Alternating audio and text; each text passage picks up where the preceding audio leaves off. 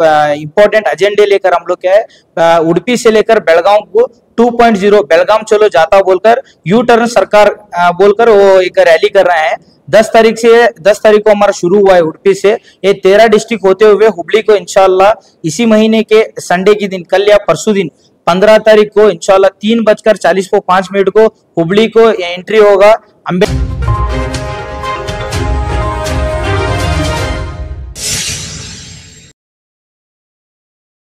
अल्हम्दुलिल्लाह आज जो प्रेस कॉन्फ्रेंस बुलाने का मकसद क्या है बोलेगा तो social democratic party of India की जानिब से जो हाल ही में गवर्नमेंट है जो कांग्रेस सरकार है 2.0 यू टर्न सरकार बोलकर हमें बेलगाम चलो जाता बोलकर एक रैली की शक्ल में हमारा उडुपी से लेकर 10 तारीख को उडुपी से शुरू हुआ है। 16 तारीख को अधिवेशन जो चल रहा है 16 तारीख को बेलगाम को खत्म होगा हमारा।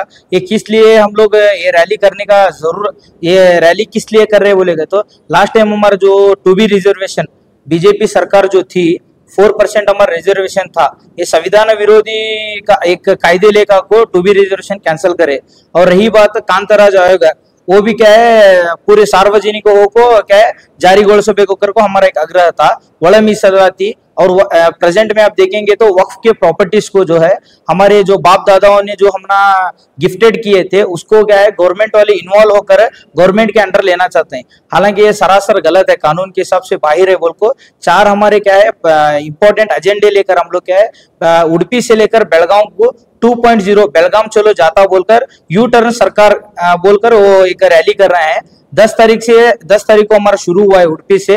ये 13 डिस्ट्रिक्ट होते हुए हुबली को इंशाल्लाह इसी महीने के संडे के दिन कल या परसों दिन 15 तारीख को इंशाल्लाह 3:40 को हुबली को एंट्री होगा। अंबेडकर सर्कल हमारा स्टेशन रोड में जो अंबेडकर सर्कल है वहां पर मारारपणे कर वहां से होते हुए हम लोग चन्नम्मा सर्कल से PB road new English school होते हुए ओल्ड हुबली सर्कल तक हमारी रैली आएगी। और हमारा 1.5 घंटे का प्रोग्राम रहेगा। ये प्रोग्राम करने का मकसद क्या है बोले तो हाल ही में तुमको बताया मैं 2B रिजर्वेशन जो 4% था हमारा 8% करना बोलकर एक social democratic party of India का एक डिमांड है। उसी के साथ साथ क्या है ಒಳ ಮೀಸಲಾತಿ और परिशिष्ट जाति पंगड़गे जो ಜಾರಿಗೊಳಿಸಬೇಕು वो एक। और रही बात क्या है इंपॉर्टेंट वक्फ के प्रॉपर्टीज के ऊपर पूरे हिंदुस्तान में कभी हमारे क्या है ज्ञानवापी, कभी क्या है मदुरा है, कभी क्या है बाबरी मस्जिद 1990 प्लेस ऑफ वर्शिप एक्ट के तहत क्या है हमारा कानून उल्लंघन कर को ये लोग कर रहे हैं। सो अब हाल ही में आप देखे रहेंगे अजमेर में भी क्या है ASI सर्वे माइनॉरिटी सर्वे करना बोलकर एक पिटीशन डालकर है ये सरासर 1991 प्लेस ऑफ वर्शिप एक्ट के खिलाफ है बोलकर। ये 4 हम लोग एजेंडा लेकर इंशाल्लाह हम लोग अधिवेशन को जा रहे हैं। यू टर्न सरकार वहां पर जो कांग्रेस सरकार है ये जल्द से जल्द 2B रिजर्वेशन को इंप्लीमेंट करना है। ಒಳ ಮೀಸಲಾತಿ परिशिष्ट जाति परिशिष्ट पंगड़ का ಜಾರಿಗೊಳಿಸಬೇಕು को। और वक्फ जो प्रॉपर्टीज है इसे हमने क्या है सेफ्टी यानी हमारी क्या है जो डॉक्यूमेंट्स है वो हमारे वक्फ के अंडर में देना बोलकर गवर्नमेंट इसे इन्वॉल्व नहीं होना बोलकर हमारा एक डिमांड है। और आने वाले दिनों में 2025 और 26 में जो इलेक्शन के पहला क्या है एक वादा किए थे यहाँ के सिद्धरामैया ने क्या कर 10,000 करोड़ का क्या है हमें बजट देंगे माइनॉरिटी को करके। आज क्या है 3,000 करोड़ का बजट भी सही से हम लोगों को नहीं मिल रहा है। तो हमारी डिमांड क्या है 2025 और 26 में मैं अल्पसंख्यातर को क्या है 10,000 करोड़ का बजट देना बोलकर एक हमारा डिमांड है। ಬಂಧುಗಳೇ, ಸಾಮಾಜಿಕ ನ್ಯಾಯದ ನೆಲೆಗಟ್ಟಿನಲ್ಲಿ ನಾಡಿನ ಸಮಸ್ತ ಪ್ರಜೆಗಳಿಗೂ ಸಮಾನ ಅವಕಾಶ, ಹಕ್ಕು, ಅಧಿಕಾರ ಮತ್ತು ಆಸ್ತಿ ಹಂಚಿಕೆಯಾಗಬೇಕು ಎನ್ನುವುದು ಸಂವಿಧಾನದ ಆಶಯವಾಗಿರುತ್ತದೆ। ಎಲ್ಲರಿಗೂ ಸಮಾನ ಹಕ್ಕು, ಅಧಿಕಾರ ಮತ್ತು ಅವಕಾಶಗಳು ಸಿಗಬೇಕೆನ್ನುವ ಉದ್ದೇಶವನ್ನು ನಾವು ಹೊಂದಿದ್ದೇವೆ ಎಂದು ಹೇಳಿಕೊಳ್ಳುವ ಎಲ್ಲ ಪಕ್ಷಗಳು, ಸರ್ಕಾರಗಳು ಇಲ್ಲಿಯವರೆಗೆ ಶೋಷಿತ ಅವಕಾಶ ವಂಚಿತ ಜನ ಸಮುದಾಯಗಳಿಗೆ ದ್ರೋಹವೆಸಗುತ್ತಲೇ ಬಂದಿವೆ।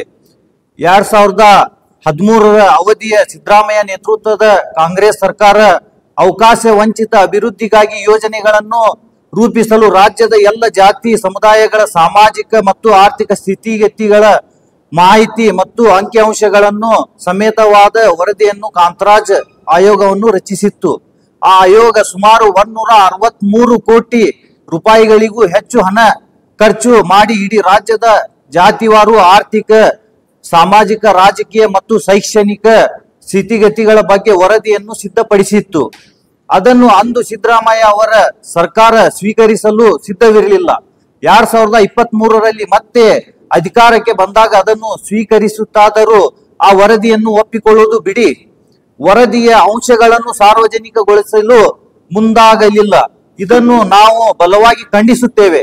ಕಾಂತರಾಜ್ ವರದಿಯನ್ನು ಕೂಡಲೇ ಸಾರ್ವಜನಿಕಗೊಳಿಸಬೇಕು ಮತ್ತು ಸಾಮಾಜಿಕ ನ್ಯಾಯಕ್ಕೆ ಹೊಸ ಮುನ್ನಡಿ ಬರೆಯಬೇಕೆಂದು ಎಸ್ಡಿಪಿಐ ಆಗ್ರಹಿಸುತ್ತದೆ.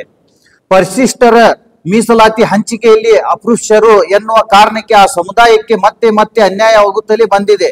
ಹಾಗಾಗಿ ಸಾಮಾಜಿಕ ನ್ಯಾಯಕ್ಕಾಗಿ ನಮಗೆ ಒಳ ಮೀಸಲಾತಿ ಬೇಕು ಎನ್ನುವ ಬೇಡಿಕೆಯನ್ನು ಮುಂದಿಟ್ಟು ಪರಿಶಿಷ್ಟ ಜಾತಿಯ ಅಸ್ಪೃಶ್ಯ ಸಮುದಾಯಗಳು ಸುಮಾರು 30 ವರ್ಷಗಳಿಂದ ಹೋರಾಡುತ್ತಲೇ ಬಂದಿವೆ. ಇದಕ್ಕೆ ಪೂರ್ವಕವಾಗಿ ರಚನೆಯಾಗಿದ್ದ ಸದಾಶಿವ ಆಯೋಗವು ಒಳ ಮೀಸಲಾತಿಗೆ ಶಿಫಾರಸು ಮಾಡಿರುವ ವರದಿಯು ಸರ್ಕಾರಕ್ಕೆ ಸಲ್ಲಿಕೆಯಾಗಿ ದಶಕವೇ ಕಳೆದಿದೆ. ಆದರೆ ಇಲ್ಲಿಯವರೆಗೂ ಯಾವುದೇ ಸರ್ಕಾರ ಒಳ ಮೀಸಲಾತಿಯನ್ನು ಜಾರಿ ಮಾಡದೆ ಅನ್ಯಾಯವನ್ನು ಮುಂದುವರಿಸಿಕೊಂಡೇ ಹೋಗುತ್ತಿವೆ. ಇದೀಗ ಸುಪ್ರೀಂ ಕೋರ್ಟ್ ಕೂಡ ಒಳ ಮೀಸಲಾತಿಯನ್ನು ರಾಜ್ಯ ಸರ್ಕಾರಗಳೇ ನೀಡಬೇಕು ಎಂದು ತೀರ್ಮಾನ ನೀಡಿದೆ. ಆದ ಕಾರಣ ಸದಾಶಿವ ಆಯೋಗದ ವರದಿಯ ಶಿಫಾರಸನ್ನು ಒಳ ಮೀಸಲಾತಿ ಜಾರಿಗೊಳಿಸಬೇಕೆಂದು ಎಸ್ಡಿಪಿಐ ಆಗ್ರಹಿಸುತ್ತದೆ. ಮೂರನೇದ್ದು, ರಾಜ್ಯದ ಸುಮಾರು 17% ಜನಸಂಖ್ಯೆ ಹೊಂದಿರುವ ಮುಸಲ್ಮಾನರಿಗೆ ಇದುವರೆಗೆ 2B ಮಾರ್ಗದಡಿ ಜಾರಿಯಾಗಿದ್ದ 4% ಮೀಸಲಾತಿಯನ್ನು ಬಸವರಾಜ ಬೊಮ್ಮಾಯಿ ನೇತೃತ್ವದ ಬಿಜೆಪಿ ಸರ್ಕಾರ ರದ್ದು ಮಾಡಿತ್ತು. ಅಂದಿನ ಸರ್ಕಾರದ ಈ ಸಂವಿಧಾನ ವಿರೋಧಿ ನಿರ್ಧಾರವನ್ನು ಸುಪ್ರೀಂ ಕೋರ್ಟ್ ತಡೆ ಆದರೂ ಮುಸ್ಲಿಮರ ಮೀಸಲಾತಿಯನ್ನು ಮುಂದುವರಿಸುವ ನಿಟ್ಟಿನಲ್ಲಿ ಈಗಿನ ಸಿದ್ದರಾಮಯ್ಯ ನೇತೃತ್ವದ ಕಾಂಗ್ರೆಸ್ ಸರ್ಕಾರವು ಸೂಕ್ತ ನಿರ್ಧಾರ ಕೈಗೊಳ್ಳುತ್ತಿಲ್ಲ. ಇದು ಈ ಸರ್ಕಾರದ ಮುಸಲ್ಮಾನರ ವಿರೋಧಿ ನೀತಿಯನ್ನು ತೋರಿಸುತ್ತದೆ. ಇದನ್ನು ನಾವು ಖಂಡಿಸುತ್ತೇವೆ ಮತ್ತು ರದ್ದುಗೊಂಡ ಮುಸಲ್ಮಾನರ 2B ಮೀಸಲಾತಿಯನ್ನು ಮರುಸ್ಥಾಪಿಸುವುದರ ಜೊತೆಗೆ ಅದರ ಪ್ರಮಾಣವನ್ನು 8% ಹೆಚ್ಚು ಮಾಡಬೇಕೆಂದು ಒತ್ತಾಯಿಸುತ್ತೇವೆ. ನಾಲ್ಕನೇದ್ದು, ವಕ್ಫ್ ಆಸ್ತಿಗಳ ವಿಚಾರದಲ್ಲಿ ಕೋಮುವಾದಿ ಬಿಜೆಪಿ ಸರ್ಕಾರದ ಗುಂಪುಗಳು ಜನರಲ್ಲಿ ಸುಳ್ಳು ಬಿತ್ತಿ ಮುಸ್ಲಿಮರ ವಿರುದ್ಧ ಜನರಲ್ಲಿ ದ್ವೇಷ ಭಾವನೆ ಮೂಡಿಸುತ್ತಿವೆ. ವಕ್ಫ್ ಅನ್ನುವುದು ಸರ್ಕಾರ ಮುಸ್ಲಿಂ ಸಮುದಾಯಕ್ಕೆ ನೀಡಿದ್ದಲ್ಲ, ಬದಲಿಗೆ ಅದು ಮುಸ್ಲಿಂ ಸಮುದಾಯದ ಜನರು ದಾನದ ರೂಪದಲ್ಲಿ ನೀಡಿದ ಆಸ್ತಿಗಳು. ಇದನ್ನು ಮರೆಮಾಚಿ ಮುಸ್ಲಿಂ ಸಮುದಾಯದ ಜನಸಾಮಾನ್ಯರ ಭೂಮಿಯನ್ನು ಕಸಿಯುವ ಎಂಬ ಸುಳ್ಳನ್ನು ಕೋಮುವಾದಿಗಳು ಬಿತ್ತುತ್ತಿದ್ದಾರೆ. ಈ ಅಪಪ್ರಚಾರಕ್ಕೆ ಮಣಿಯದೆ ಅತಿಕ್ರಮಣ ಆಗಿರುವ ವಕ್ಫ್ ಜಮೀನನ್ನು ಮತ್ತು ಆಸ್ತಿಗಳನ್ನು ರಕ್ಷಿಸಬೇಕೆಂದು ಪಕ್ಷವು ಆಗ್ರಹಿಸುತ್ತದೆ. ರಾಜ್ಯದಿಂದ ಎಸ್ಡಿಪಿಐ ನಾಯಕರು ಒಂದು ಸಾಮಾಜಿಕ ನ್ಯಾಯಕ್ಕಾಗಿ ಬೆಳಗಾಂ ಚಲೋ ಜಾಥಾವನ್ನು ಹಮ್ಮಿಕೊಂಡಿದ್ದಾರೆ.